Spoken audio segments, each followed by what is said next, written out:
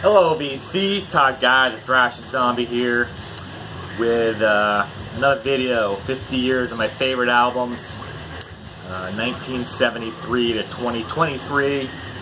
I was hoping to finish these before 2024 hit, but that didn't happen because it's 50 years, so I'm only up to 1996.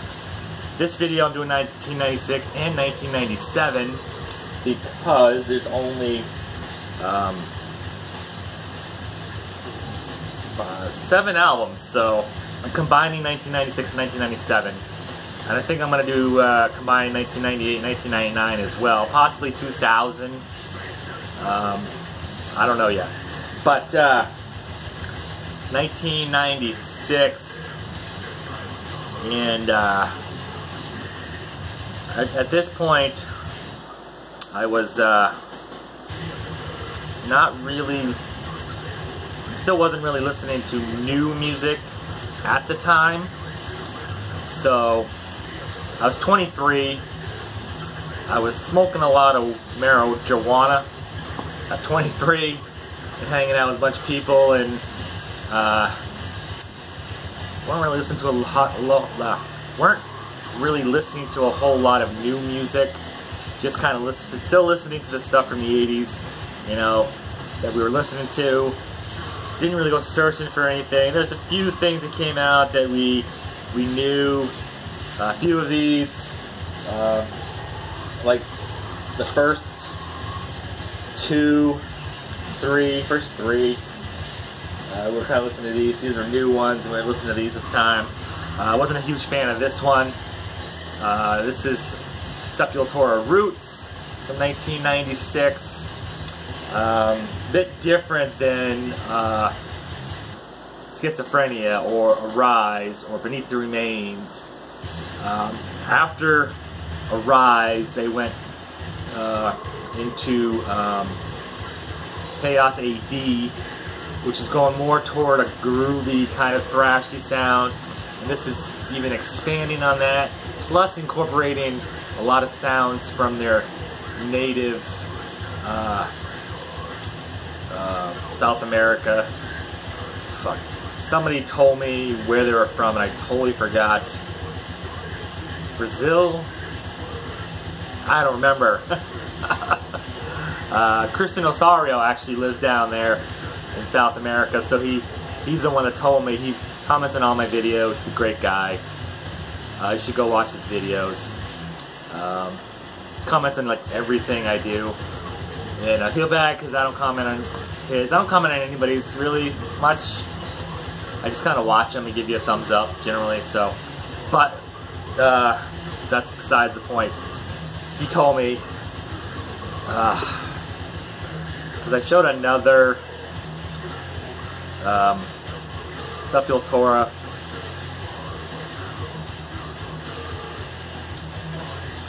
Hold on, let me look. Yeah, I don't know. I don't want to go through all the comments and look because I don't remember what video it was on.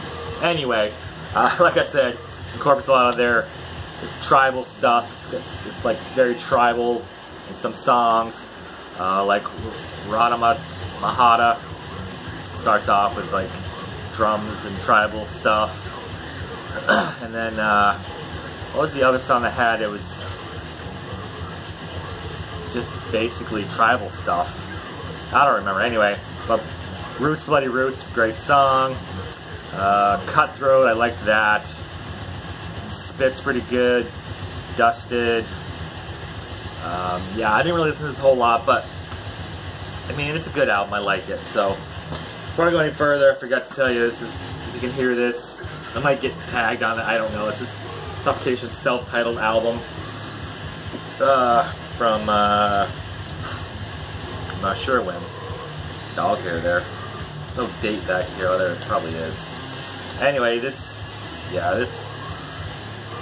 really been getting into Suffocation lately, so got a bunch of the albums. They have a bunch of their reissues on Amazon for, you know, under 25 bucks.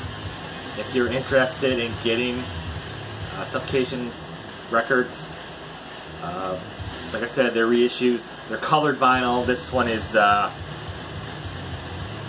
just custom color. It's blue, black, and white splatter, and they have a bunch on there.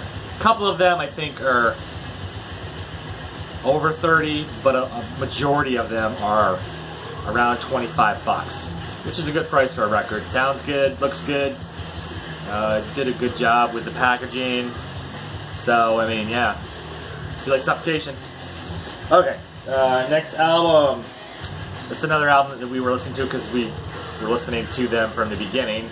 Well, beginning of their thrashy, groovy era, not their glam metal era. It's Pantera, Great Southern Trendkill. Like I said, we were listening to them from Cowboys from Hell, Vulgar Display of Power, Far Beyond Driven, and then this one, I think, is one more after this. I forget what the hell that's called, but we'll get to that one some other point. This is a reissue. This vinyl. Let's see. Dried to Waters. Suicide Note Part 2. Floods. Yeah. They released all their albums on single disc. They're not audiophile by any means. They're listenable. Not the greatest sounding, but they're all colored vinyl. They were all fairly cheap. Between 25 and 28 bucks or so, I think I paid for this. This one and Far Beyond Driven, I think. All of them, they're all colored vinyl. It's Rhino or something. I don't remember exactly, but this came out a few years ago, reissues. So, Great Southern Trendkill, not their greatest album. Albums all over. That's gonna be. Turn this light off. There, that looks better. Okay. And then we got Rage Against the Machine, Evil Empire. Wasn't a huge fan of this band because at the time, like I said, with their debut album, a guy rapping basically over metal music. But I grew to appreciate what it is. This is the music on vinyl. Copy. I didn't save the tag for this one. That's weird. Anyway, it's got People of the Sun, Bulls on Parade. Those are the two pretty big hits. Be It Now, Revolver, Snake Charmer, Tire Me, Down Rodeo, Without a Face, Wind Below, Roll Right, Year the Boomerang. Yeah, like I said, just didn't like them originally, but I grew to appreciate what they are. So there's that. A friend of mine back in the day used to love this band, especially the first album. He was really into it. We used to pick on him because like, oh, you're listening to rap, you hate rap, because it was basically rap, but it was like rock rap, I guess. So anyway, and then something completely different. The Fugees, The Score. In the past 20 years, I've kind of slowly been dipping my toes into hip-hop and rap. Not a lot gets me, you know. There's certain bands, you know, like Two Live Crew, love Eminem just because a lot of people don't. And I could do a whole video on why I like Eminem and why I think a lot of people don't like Eminem. That's for another time. But I also like Run DMC, LL Cool J, you know, the older bands, Fat Boys, Beastie Boys. This is one that came out in '96. Just very kind of mellowish, kind of hip-hop, rap sort of stuff. The big song on here was Killing Me Softly. What was that? That was sampled another song called Kill Me Softly, I think. I don't know who did that originally, but just like in the mid 90s, you know, it has like these little like an intro, and then it's got these little skits or something in between songs every so often. I was gonna listen to this again because I only listened to it one time, and I don't really remember it that well, but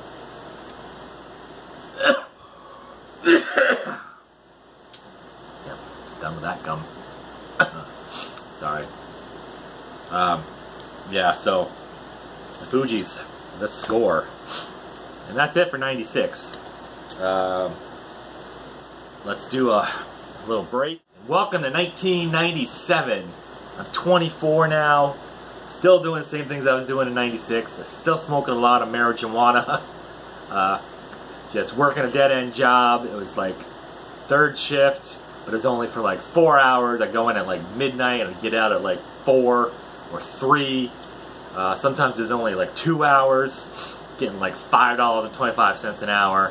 But I didn't care. I was still living with my parents at the time. I was working. I was making just enough money to pay on my car that I had, pay for gas. I don't know if I was paying insurance. Maybe they were paying insurance. But I had just enough money to get me by. And so, yeah. And I was smoking a lot of weed. Just hanging out with the friends, doing stupid shit. Still wasn't listening to a lot of newer music. These next two albums. There's only 2 albums here. There's supposed to be 3. Oh, you know what? One of them I didn't have. That's why it's only 2. Kreator's Outcast came out this year. Not a great album.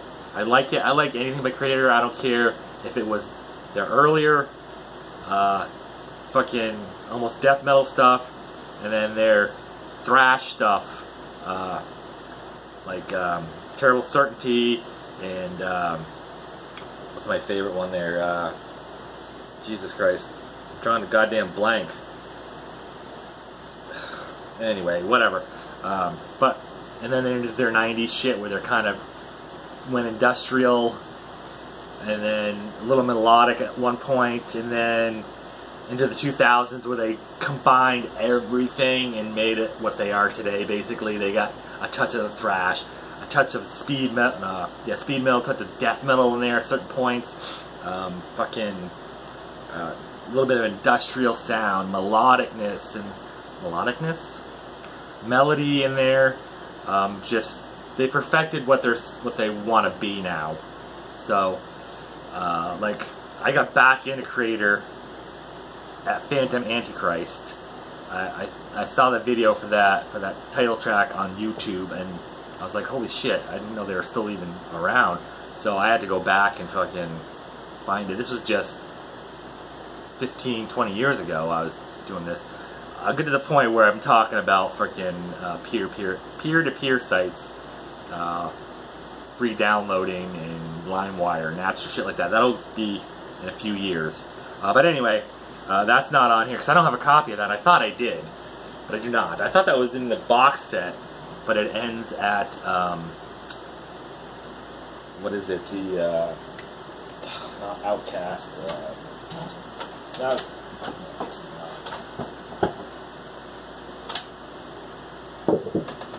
Renewal. Yeah. Renewal. Yeah, Renewal.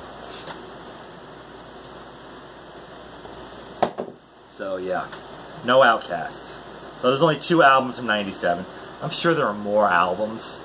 I think I go through each year looking at all the albums that were released, and these are the only 2 that I'm like, okay, I have those, I like those, I listen to them. This is one that a lot of people don't really seem to love or like a whole lot. Testament Demonic. Yeah, they were going more toward death metal on this. Chuck Billy's vocals were almost death metal, like fucking growls, almost to the point. Not every song, a lot of them were almost like immolation or suffocation type vocals, it seemed like. And it kind of intrigued me. I was like, that's kind of cool. And this was on Amazon as well, fairly cheap, probably because not a lot of people really like it. So, and this is what's on. I call poop vinyl. It's brown, but whatever. Demonic Refusals on here. The Burning Times, Together as One, Jun Jun, John Doe, Murky Waters, Hatred's Rise, Distorted Lives, New Eyes of Old, 10,000 Thrones, Nostrovia, and even some of the... That's my phone hit my foot. Even some of the songs remind me of like death metal songs. You know, like the Burning Times, the Demonic Refusal, Murky Waters. Testament's not known for their like evil sounding songs, really. They're more about thrash metal in general, is more about political shit and depression and feeling alone and stuff like that. Feeling like you're not among people and stuff. This is more, this isn't like that, but you know, it's just, I like it. So I also like death metal a lot. I also like a little bit of melodic death metal, like this one, Children of Bodom, Something Wild, their debut album. This after what's his name, Alexia Leo, I don't know how to say his name, the lead singer. Anyway, after he died, they released the first two albums, maybe all of them, I don't remember. I saw the first two albums. This one, Hatebreeder, maybe. I don't know. Anyway, and Children of Bodom albums are, in America anyway, I noticed, are notoriously hard to find. Even on Amazon, they didn't have them. I haven't looked recently. They're like Sodom. In America, Sodom and Children of Bodom are two of the hardest albums to find on basically on any media. On record, on cassette, CD. I never see them anywhere. In my area anyway. I don't know about anywhere else in the US, but in my area, I don't see these in stores. I saw this in one store, and I bought a Sodom album, but it was the greatest hits, the 40 years of Sodom greatest hits or something. No actual album. And the only albums on Amazon are their newer stuff. You can't find their older stuff on Amazon. They're not selling them. And I don't believe they've even reissued them. And same with Children of Bodom. I don't think they didn't reissue them until he passed. So, probably because they're not American bands and they sell more in Europe. I have no idea. Double vinyl, black. Dread Knight Warrior, In the Shadows, Red Light in My Eyes Part 1 and 2, Lake Bodom, The Nail Touch, Like Angel of Death, the song Children of Bodom, and Mass Hypnosis, which I think is a Sepultura cover. This is another band that took me a while to get into, because I wasn't really into melodic death metal, and I couldn't understand why it was melodic, because it doesn't really sound melodic to me. But then I realized there's fucking keyboards in it, kind of like Arch Enemy. I was listening to Arch Enemy, and I'm like, why is this considered melodic death metal? And there's keyboards in that as well. But then At the Gates is also melodic death metal. I don't think they had keyboards, and At the Gates does not sound melodic to me. But I have no idea. I like At the Gates too. I don't like one of their albums, but Slaughter of the Soul, obviously. But I like a lot. I like most of the Children of Bodom stuff. and they have a lot of keyboards. They have like keyboard solos and shit. So there, that is it. That is 96 and 97 when I was 23 and 24. And like I said, next time it's going to be 98 and 99, and those also will probably be together. 1, 2, 3, 4 there. Yeah, there's 4 albums from 98 and 99, so probably 2000 and 2001 also will be combined. It's not until 2003 where I start getting more to music, and we'll get into that around 2001, and I'll explain what happened there. But yes, until next time, thank you for watching. If you watched it all the way to the end, I don't think a lot of people do, but you know, whatever. If you don't, I don't care. Thanks for watching. Give me a thumbs up, and subscribe if you haven't too, because I'm trying to get to 500 subscribers, and it's taken me forever. And I don't know what everybody else did. Maybe their videos are much better than mine. I just do what I do, and I don't try to like make it extravagant and like all these intros and all this other shit. I don't give a fuck. I'm here just to talk about music, comment on your comments, and just enjoy talking about the music. Some of the albums, yes, I don't really talk about much because I've only listened to them a couple times. Or honestly, the thing is, I listen to so much music at work. I have so much downloaded music on my YouTube app. I downloaded and then uploaded it to the app. Thousands and thousands of songs on there. And a lot of times, I don't know what I want to actually listen to, so I'll just go to all the songs and shuffle everything. And a lot of times I hear songs I don't even know what the fuck this is. So I just download shit and then upload it to YouTube, and I don't know what the fuck. And there are certain bands that I've listened to so many times that I could talk about all the time. You know, like Anthrax and Metallica and Dangerous Toys, Cinderella, bands that are some of my favorites. But I'm going to stop talking now. Thanks for watching again, the 3rd time. Till next time, rock on.